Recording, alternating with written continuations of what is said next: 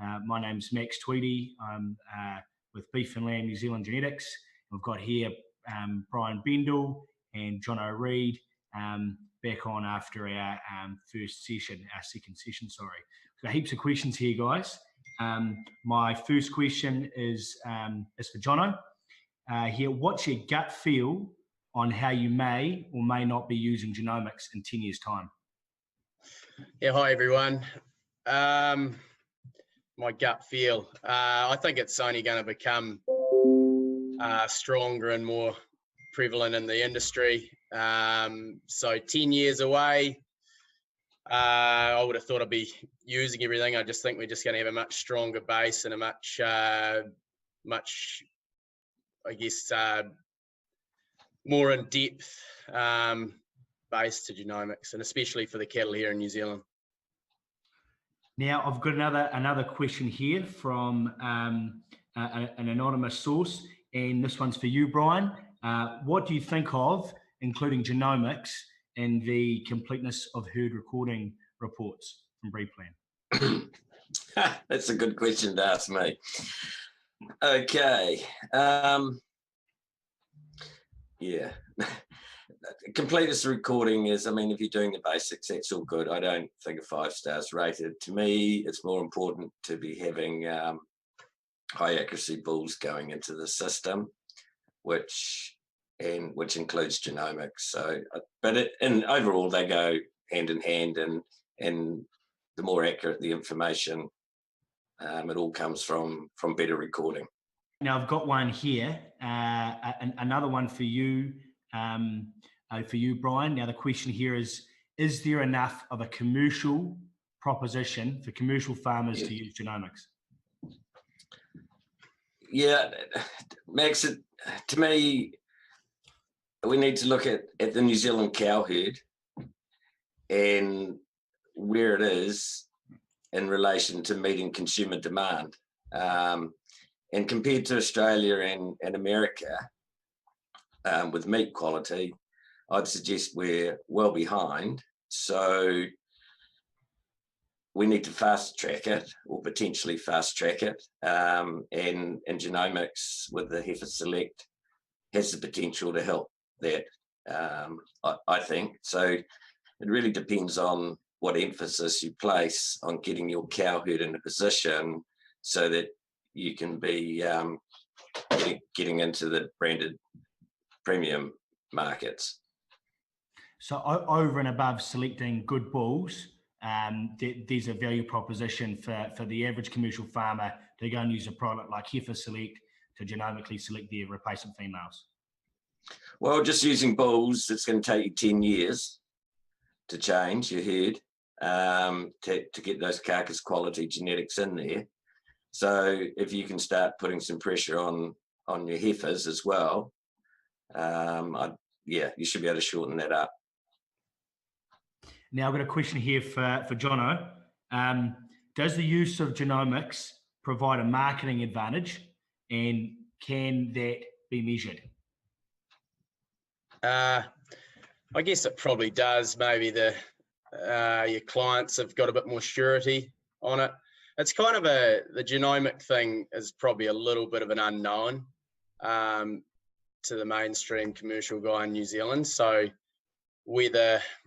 I guess we probably need to advertise more about it, but maybe, as the beef and lamb progeny test has already done, validating's just to, I mean, it's all very well to advertise something, I suppose, I don't know. I guess my experience with genomics is in New Zealand is that our cattle, New Zealand bred cattle, it does change them, but generally, I don't know, it does pull back growth, birth, mature cow, ups fats. This is just a trend I see. But so I don't know. But to answer your question, does it add to is it a good marketing tool? Potentially. But so on that front, you're thinking that when we use genomics, it's better reflecting, your observations of what cattle really are, or just on that point you made earlier? So it's really interesting actually. So quite often, as cattle breeders, we've got an idea of where a cattle beast might sit, and sometimes you'll look at them and go, that prediction on his performance is actually not right, or it might be too high, it might be too low, and generally they do start to correct themselves when you're using them, and that's some of the art of breeding cattle. But yeah, it's just, yeah, it is interesting to see where they go, but a lot of the time, if they do go, so those bulls do drop away, if you think they will slide back to the direction that they normally are meant to go. There's a bit of a median there somewhere. Okay, look, I've got no one here for Bryan. Bryan, you mentioned New Zealand's small herd size. What is the scope or size of the genomic reference populations offered by America and Australia that we can leverage for populations like, on the question, say Angus? Yeah, it's a little bit technical for me, Max, being a farmer, but my understanding is that the Americans have got their own reference population and Australasia has their own reference population. But with Angus in America, I think there's 365,000 calf registrations. And just off the top of my head, I think there's about 50% of them being I50K or 50K. So way bigger than us. And I'm not sure of the relationship between the two reference populations. That's a geneticist question, really. Yeah, okay.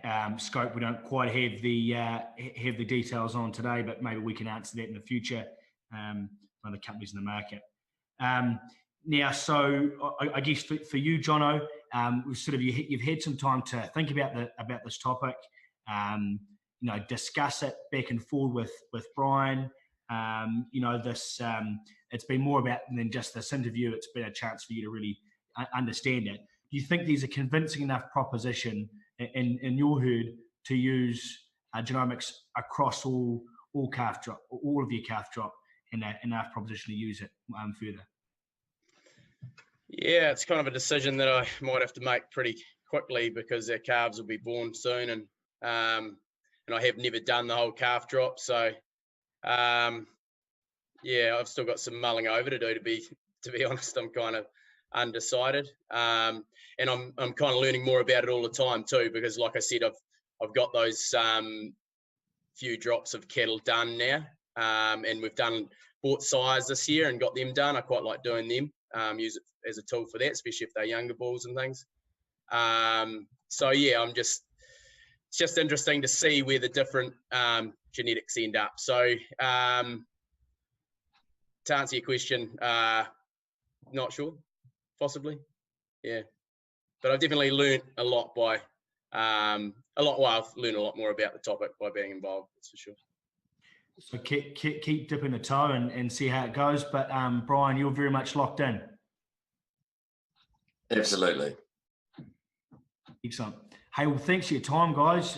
You've put a heap of thought into this, and we appreciate your effort and your work, and keep up the good stuff. Cheers.